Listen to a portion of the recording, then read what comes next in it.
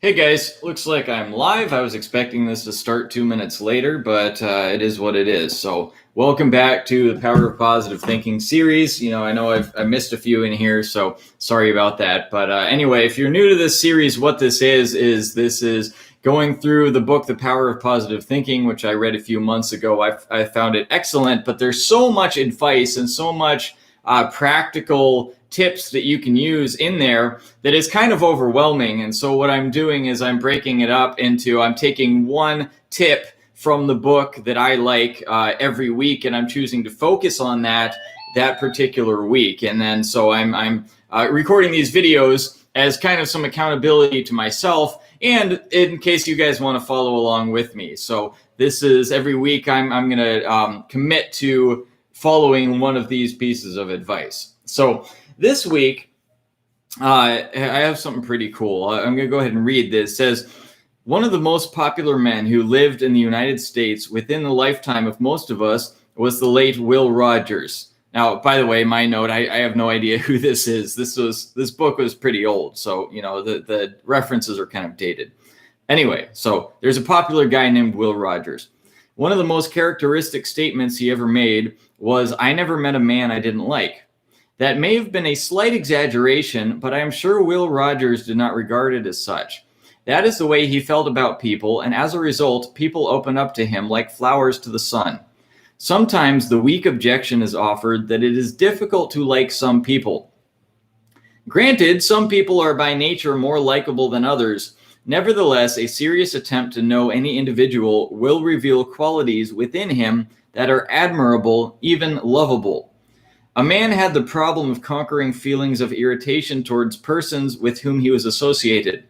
For some people, he had a very profound dislike. They irritated him intensely, but he conquered these feelings simply by making an exhaustive list of everything he could possibly admire about each person who annoyed him.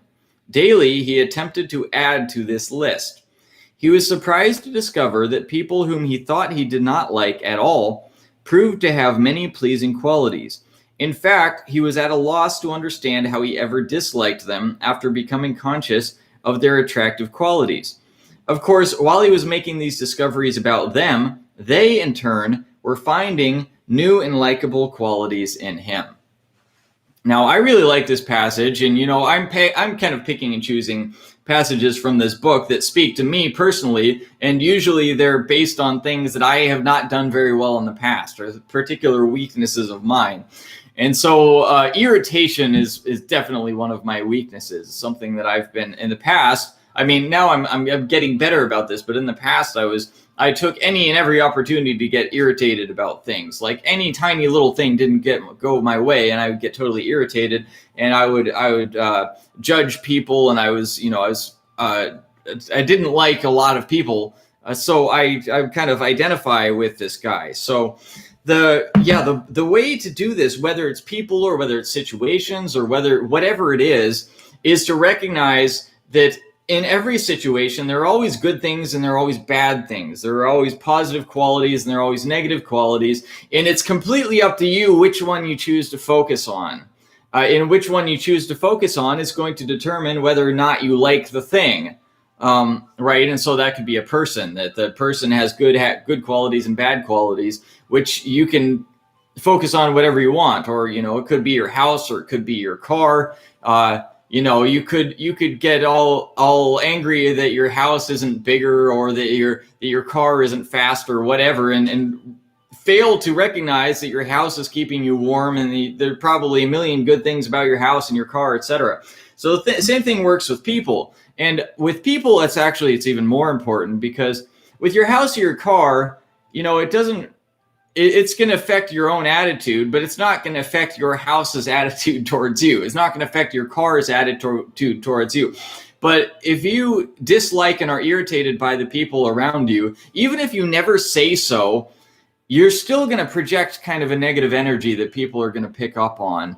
And so when you're irritated by people and when you dislike people, even if you don't say so, they're going to pick up on that, and they're going to think negatively of you. If you think negatively of other people, they're probably going to think negatively of you. You're going to have fewer opportunities. You're going to have fewer friends people are going to make your life difficult when they could make your life easy because of that. And so if you can reverse that, if you can start to recognize the good things about people, even people who are objectively not that good at people, right? I mean, even probably the worst people in the world, you could find something good about if you choose to focus on that. And if you choose to focus on that, then even the people who might be nasty to everybody else will see that you treat them well, that you have a positive attitude towards them, and they will return that favor in some way, right? And so this is very important when you're just talking to functionaries throughout the day.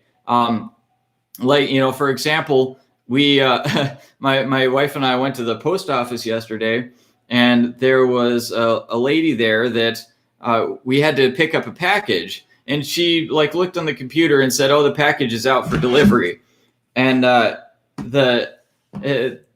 was a lie. We found out today the package was not out for delivery. She was just lazy and didn't want to go grab it. And then we went again today, and there was a different person working, and this guy was nice and actually went and got the package. And so just those people that you run into day by day, they have the power to make your life easier or to make your life harder. And maybe this lady wouldn't have, would have done the same thing either way. But how you communicate with these people, how you interact with these people, the attitude that you have with these people is oftentimes decides whether or not they are going to be lazy and not help you, or they are going to actually do their job or actually go out of their way to help you. And so there's so many intangible ways that having a positive attitude towards others can affect you.